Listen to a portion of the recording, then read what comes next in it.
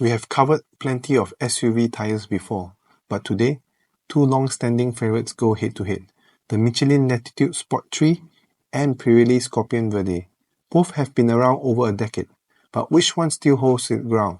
Let's break it down. Throughout this comparison, you see performance metrics represented in percentages, with the Michelin Latitude Sport 3 set as the reference point at 100%.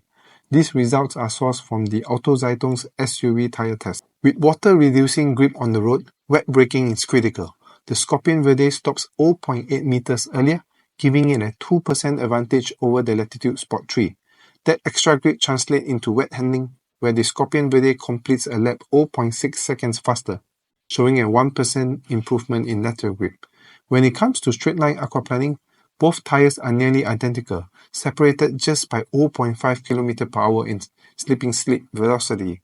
But in overall wet performance, the Scorpion Verde has the upper hand. On dry roads, braking stability is key. This time, the Latitude Sport 3 responds better, stopping 0.4 meters shorter, giving it a 1% advantage.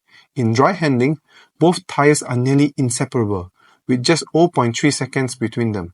With such a close match in dry handling, the Latitude Sport 3's braking edge is what stands out here. A quieter ride makes a difference in daily driving, and the Scorpion Verde delivers with 2 decibel lower noise level, translating to a 3% improvement in exterior noise. Fuel efficiency is becoming more important, and this is where the Latitude Sport 3 dominates. With a 22% lower rolling resistance, it significantly reduced energy loss, making it the most efficient tyre in this test. When it comes to price, the Scorpion Verde offers strong performance at a lower cost, coming in 16% cheaper than the Latitude Sport 3.